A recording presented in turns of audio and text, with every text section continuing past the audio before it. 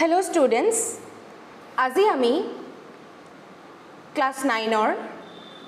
ঘাতাংক অৰ্থাৎ এডভান্স ম্যাথমেটিক্সৰ তৃতীয়টো অধ্যায় ঘাতাংক পঢ়িবলৈ লৈছো। তোমালোকে মন দি শুনি যাবা আৰু বুজি নোপোৱা কিবা থাকিলে তোমালোকে সুধিবা। ঘাতাংকৰ পাতনি এজন ম্যাথমেটিশিয়ান আছিল, তেওঁৰ নাম আছিল জন নেপিয়াৰ। তোমালোকে আসলতে ঘাতাংক প্ৰথমবাৰ নতুনকৈ পাইছা, গতিকে আমি তাৰ হিষ্ট্ৰীটো অকমান জনাটো দৰকাৰ। জন নেপিয়াৰে কি কৰিছিল, এটা সংখ্যাৰ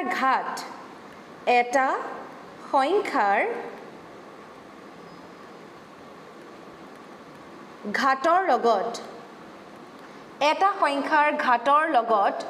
তাৰ সূচকৰ সম্পৰ্ক দেখুৱাবলৈ ঘাতাংক আৱিষ্কাৰ কৰিছিল। ঘাতৰ লগত মানে পাৱাৰৰ লগত। ঘাতৰ লগত তাৰ কিহৰ সম্পৰ্ক বুলি কৈছো, তাৰ সূচকটোৰ সম্পৰ্ক। তাৰ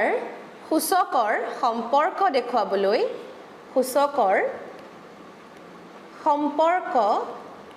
দেখুৱাবলৈ ঘাতাংক আৱিষ্কাৰ কৰিছিল।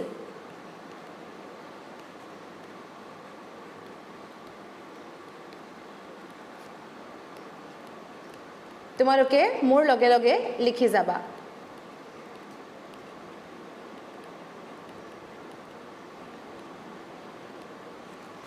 তাৰ পাছত কি হ'ল, এখন তেওঁৰ কিতাপ আছে য'ত এই কথা আসলতে উল্লেখ আছে। কিতাপখনৰ নাম হৈছে Description of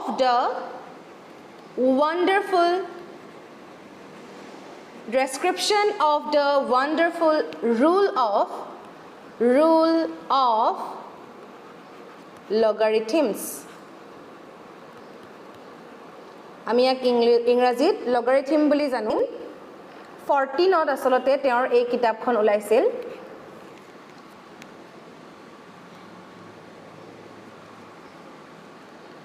তাক কি কৈছিল,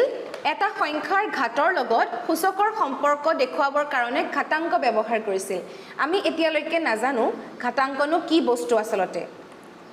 তাৰ পাছত এজন সাইন্টিষ্ট আহিলে, এজন ম্যাথমেটিশিয়ান আহিলে, তেওঁৰ নাম আছিলে হেনৰি ব্ৰিগছ। তেওঁ কি কৰিলে, তেখেতে কি কৰিলে, দহক ভূমি ধৰি তেওঁ কি কৰিলে, ঘাতাংকৰ ব্যৱহাৰ কৰিবলৈ ল'লে। ঘাতাংকৰ ব্যৱহাৰ কৰোঁতে দহক ভূমি হিচাপে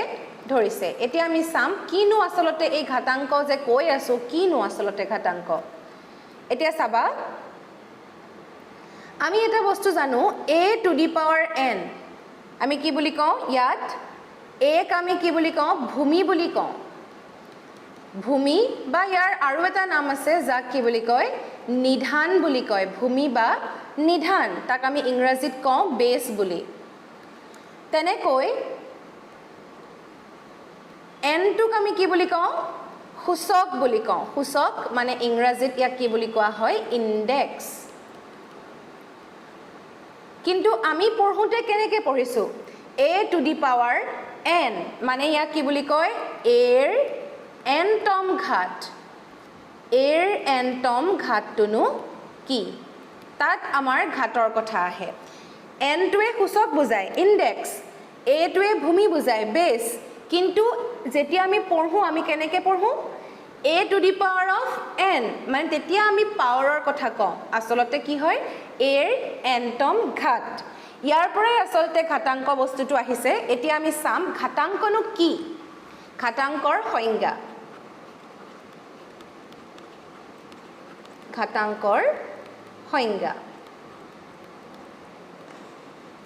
এতিয়া তোমালোকে কি ল'ব লাগিব, ধৰি লৈছোঁ আমি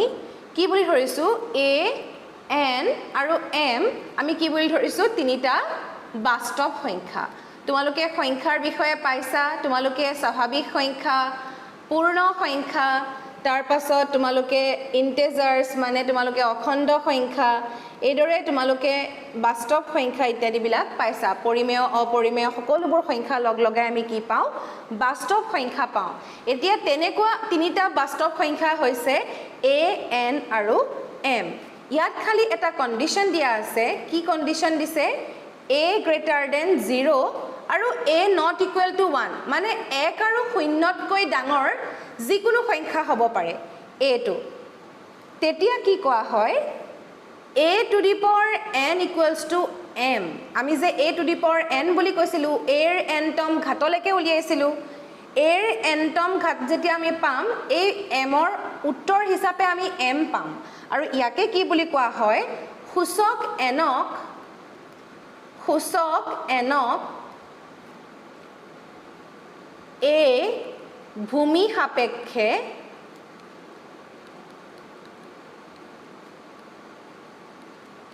এমৰ ঘাতাংক বোলে মানে আমি কিমান পাৱাৰলৈকে যদি এক ৰাইজ কৰো তেতিয়া হলে আমি m উত্তৰ হিচাপে পাম m পাবলৈ হলে আমি এক কিমান মানে সূচকলৈকে আমি বা কিমান ঘাতলৈকে আমি এক নিব লাগিব অৰ্থাৎ আমি কেনেকৈ লিখিব পাৰো তোমালোকে চাবা অৰ্থাৎ n equals to log of m to the base a আমি কেনেকৈ পঢ়িছো n সমান n equals to বুলি যে কৈছো n সমান a ভূমি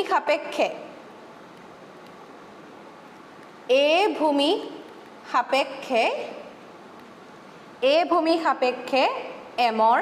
ঘাতাংক a বুলি আসলতে পঢ়া হয় অসমীয়াত ইয়াক এনেকৈ পঢ়ে n সমান a ভূমি সাপেক্ষে m ৰ ঘাতাংক কিন্তু সাধাৰণতে আসলতে আমি অসমীয়াত কৈ নাথাকো আমি ইংৰাজীতে কওঁ ইংৰাজীত আমি কেনেকৈ পঢ়িম n is equal to logarithm of বা log of বুলিও কয় আসলতে logarithm of m to the base a এই ধৰণে পঢ়া হয় এটা আমি আগতে কি দেখিছিলো যে a to the power of n equal to m ইয়াৰ পৰাই আমি আসলতে এটো পাইছো যে n is equal to log of m to the base a মানে n সমান a ভূমি সাপেক্ষে m ৰ ঘাতাংক আৰু আমি এটোকে কি বুলি কৈছিলো ঘাতাংক বুলি কৈছিলো সূচক n ৰ a ভূমি সাপেক্ষে m ৰ ঘাতাংক বুলি কৈছিলো এই n টোক আমি কি বুলি কৈছিলো a ভূমি সাপেক্ষে m ৰ ঘাতাংক কাৰণ ইয়াত তোমালোকে দেখা পাইছা log of m to the base a মানে m ৰ ঘাতাংক উলিয়াইছো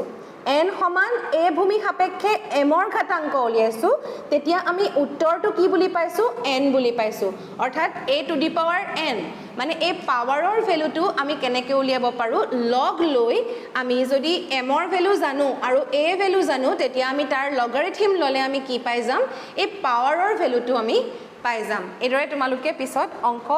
কৰিব লাগিব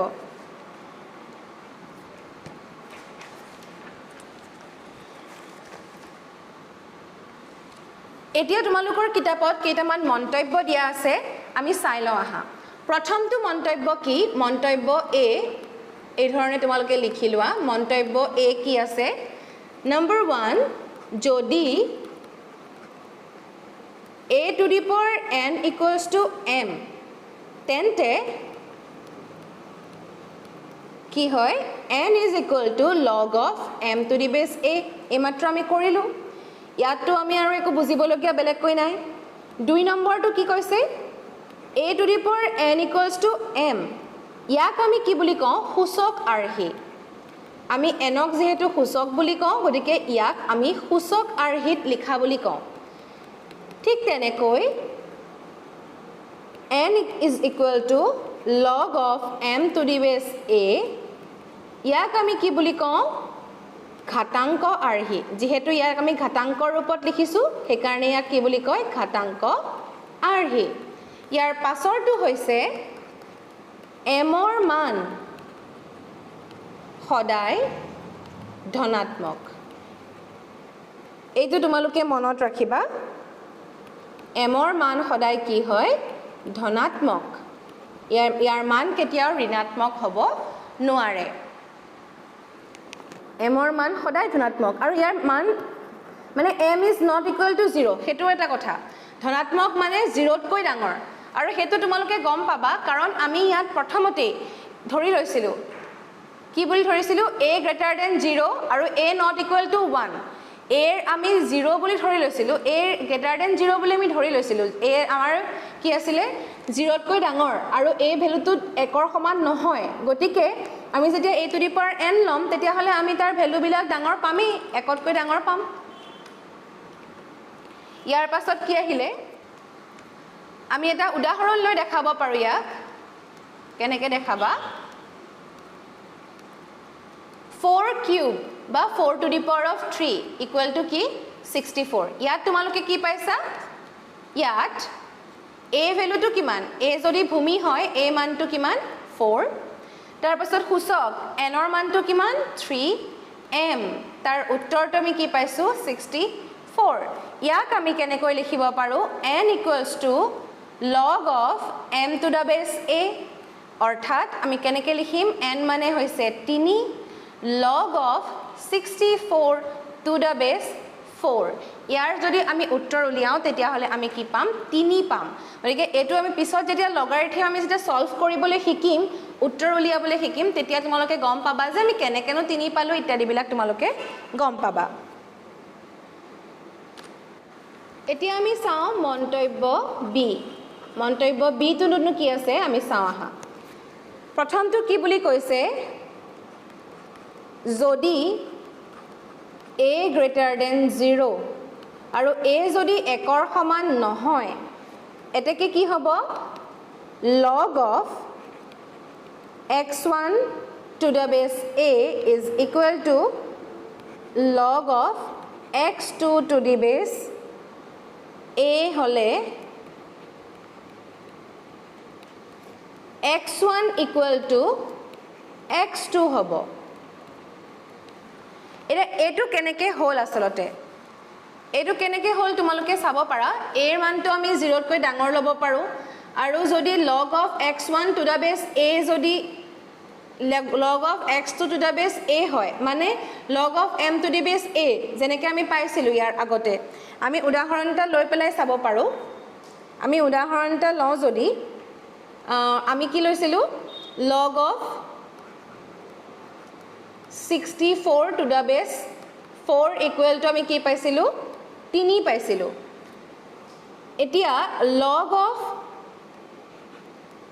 to the base 4 something to the base 4 আমি যদি ইয়াত কিবাটা লিখিবলে হয় আৰু ইয়াৰ উত্তৰটো 3 এ পাব লাগিব কাৰণ তেতিয়াহে আমি দুইটা সমান বুলি ক'ব পাৰো দুইটা সমান পাবলে হলে ইয়াত কি বহাব লাগিব ধৰিলো এটো মানটো কি x1 হ'ব আৰু ইয়াত আমাৰ x2 এটা আছে x2 ৰ মানটো কি হলে 3 হ'ব একেটা সংখ্যাই হ'ব লাগিব x1 equal to x2 হ'ব লাগিব ইয়াত 64 এ হ'ব লাগিব তেতিয়াহে আমি 3 পাম যদি আমি 64 ৰ খলনি বেলেগ লওঁ তেতিয়া হলে তো আমি 3 নাপাম কাৰণ আমি যদি চাও বস্তু এটা 4 cube is equal to 64 4 to the power 4 কৰিলে আমি বেলেগ পাই যাম 4 to the power 2 কৰিলেও আমি বেলেগ পাম 4 ৰ ওপৰত অকল 3 থাকিলেহে আমি 64 পাম গতিকে এই 3 উত্তৰটো পাবৰ হলে আমি 4 ক কি কৰিব লাগিব 64 ৰ লগতে ৰাখিব লাগিব যদি ইয়াক আমি খলনি কৰি দিও তেতিয়া হলে কি হ'ব আমাৰ সম্পূৰ্ণ উত্তৰটোৱে ভুল হৈ যাব সেই কাৰণে কোৱা হয় যে x1 equal to x2 হ'ব যদি log of x1 to the base a is equal to log of x2 to the base a হয় তেতিয়া হলে x1 is equal to x2 হ'ব ঠিক তেনেকৈ আমি উল্টাটো ক'ব পাৰো আকৌ x1 equal to x2 হলে কি হ'ব log of x1 to the base a is equal to log of x2 to the base a হ'ব এই দুইটাই শুদ্ধ হ'ব তাৰ পাছত আহিলে নম্বৰ 2 a greater than 1 হলে কি হ'ব বুলি কৈছে x বাঢ়িলে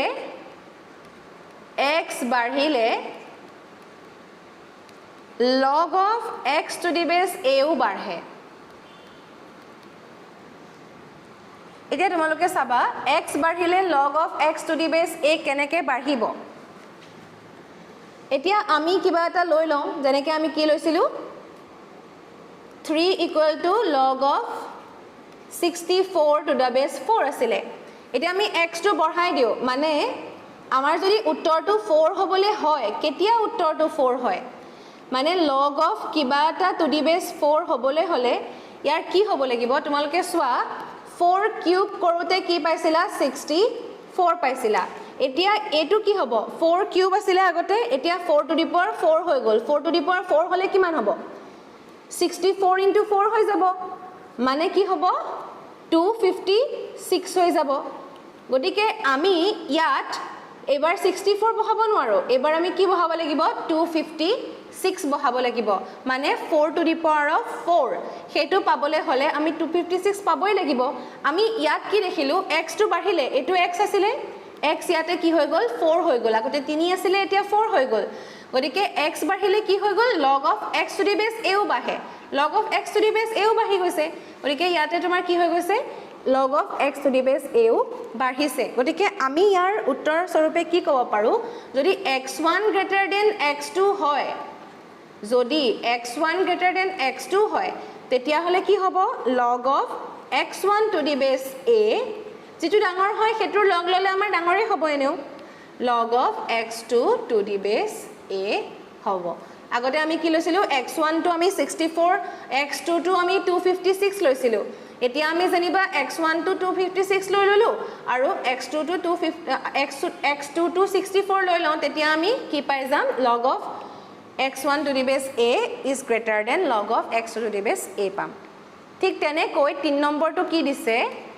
0 greater than a greater than 0 less than a less than 1 মানে a to 0 আৰু 1 ৰ মাজত আছে এতিয়া কিন্তু কথাটো উল্টা হৈ গল এবাৰ x1 যদি বাঢ়ে মানে x2 তকৈ যদি x1 ডাঙৰ হয় তেতিয়া হলে কি বুলি কৈছে log of x1 to the base a is less than log of x2 to the base a বুলি কৈছে এটা ইয়াত আসলতে কথা এটা হল ইয়াত কি হল a টো ভগ্নাংশ হৈ গল a টো ভগ্নাংশ হোৱাৰ কাৰণে আসলতে ইয়াত কি হৈছে পাৱাৰ কৰিলে যেটো ডাঙৰ থাকিব ডাঙৰ মানে ডাঙৰ পাৱাৰটো যেটো হ'ব হেতু মানে ভগ্নাংশ যেটা তুমি পাৱাৰ কৰিবা যিমানে ডাঙৰ ভগ্নাংশ হ'ব পাৱাৰ কৰিলে কি ভগ্নাংশটো সৰু হৈ গৈ থাকিব তাৰ মানটো সৰু হ'ব সেই কাৰণে log of x1 to the base a সৰু হৈ যাব বুলি কৈছে log of x2 to the base 8 কে তাৰ পাছত কি হল মন্তব্য c ইয়াৰ পাছত আমি মন্তব্য c টো চাও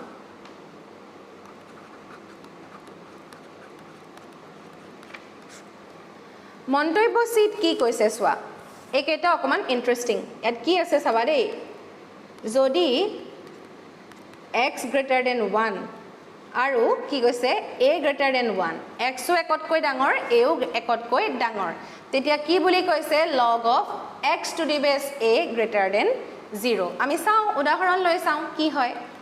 x equal to কি লৈছো 2 লৈছো আৰু a মানটো কিমান লৈছো আমি 4 তেতিয়া হলে log of x to the base a মানে 2 to the base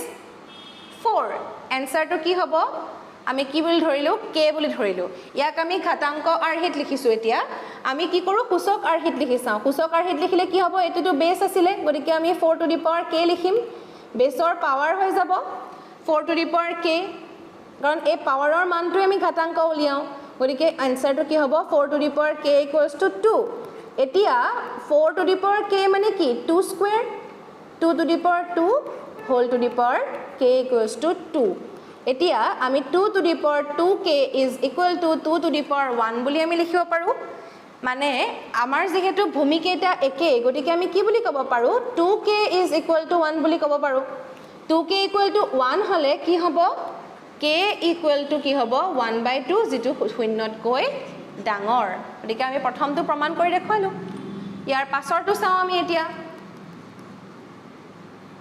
যদি 0 less than x less than 1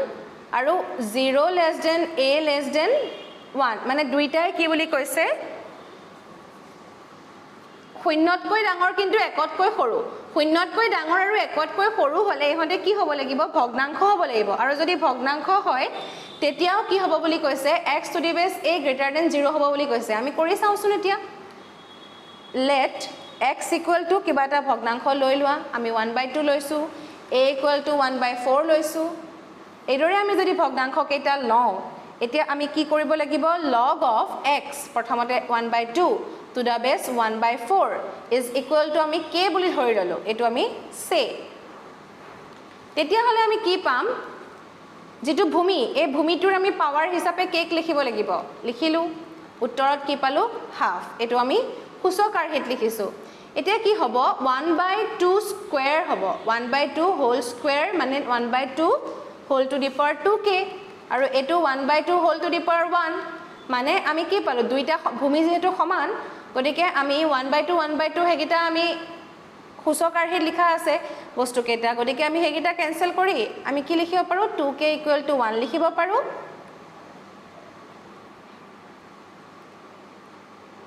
যদি 2k = 1 হয় তেতিয়া হলে আমি কি বুলি ক'ব পাৰিম k = 1/2 যেটো শূন্যতকৈ ডাঙৰ গতিকে আমি প্ৰমাণ কৰি দেখুৱালো ইয়াৰ পাছৰটো কি আছে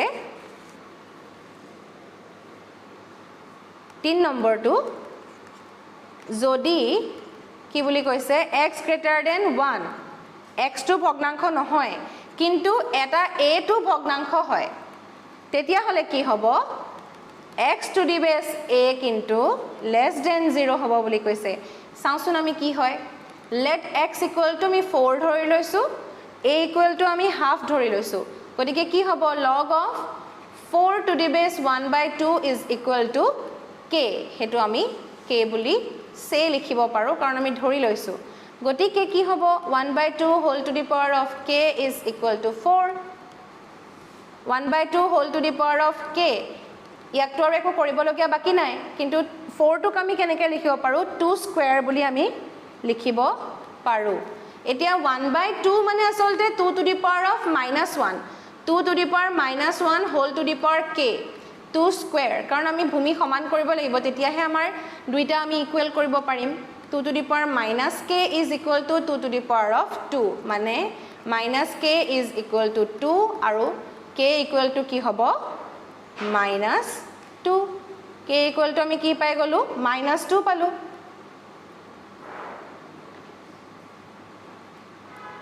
গতিকে হেতু কি হ'ব শূন্যতকৈ সৰু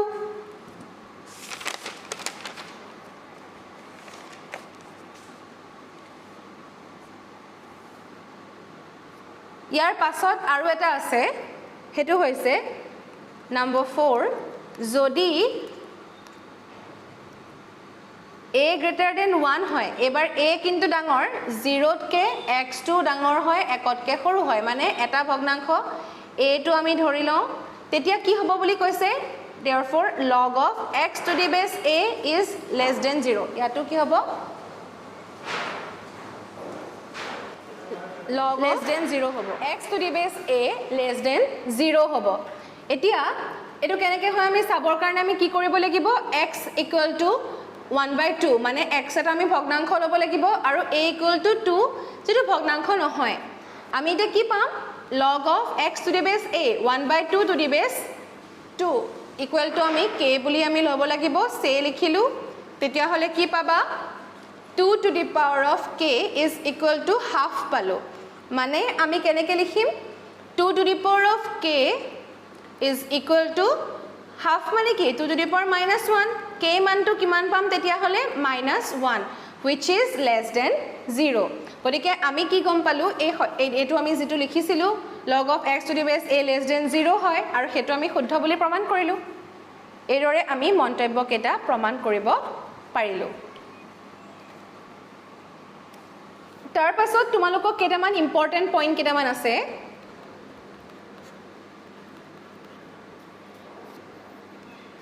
যদিও a এৰ মান যিকোনো বাস্তৱ সংখ্যা হ'ব পাৰে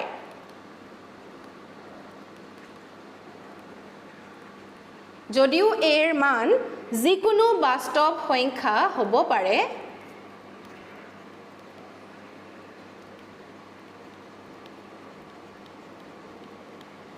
কিন্তু সাধাৰণতে আমি a equal to 10 বা a equal to e লোৱা হয় সাধাৰণতে আমি এটো লোৱা হয়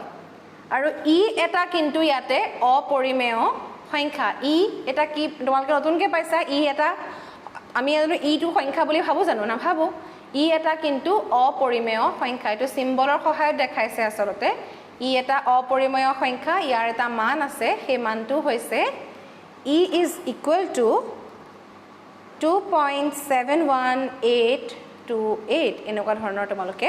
মান পাবা গতিকে ই টো এটা অপৰিমেয় সংখ্যা কেতিয়াবা আমি a ৰ সলনি 10 লম কেতিয়াবা আমি e লম যদি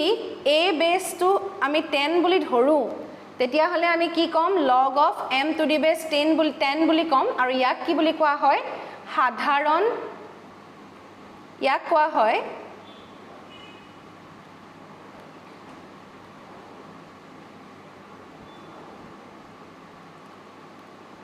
সাধাৰণ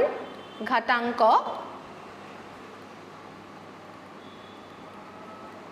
আকৌ log of m to the base a হলে e হলে a হলন যদি আমি e লিখো তেতিয়া হলে তাক আমি কি বুলি কম স্বাভাৱিক ঘাতাংক বুলি কম স্বাভাৱিক ঘাতাংক বুলি কম বা কেতিয়াবা ইয়াক নেপিয়াৰৰ ঘাতাংক বুলিও কোৱা হয় স্বাভাৱিক ঘাতাংক বা নেপিয়াৰৰ ঘাতাংক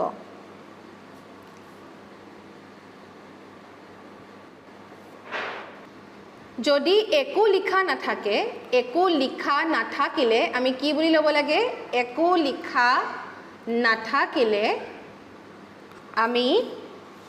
ভূমি 10 বুলি ধৰি ল'ব লাগে ভূমি 10 বুলি ধৰি ল'ব লাগে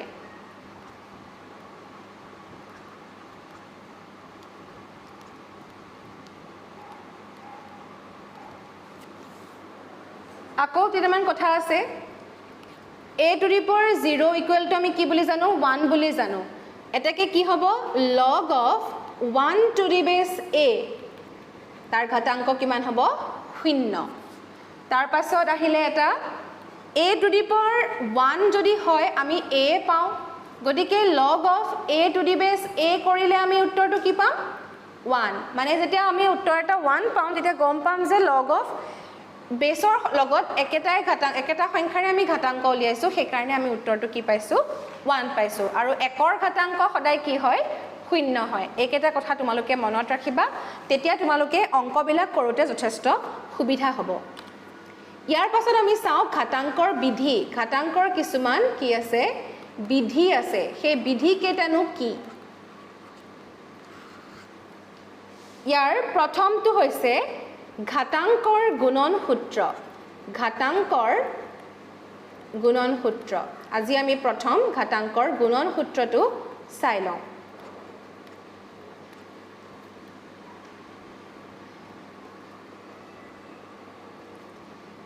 ঘাতাংকৰ গুণন সূত্ৰ মানে আসলতে কি হয়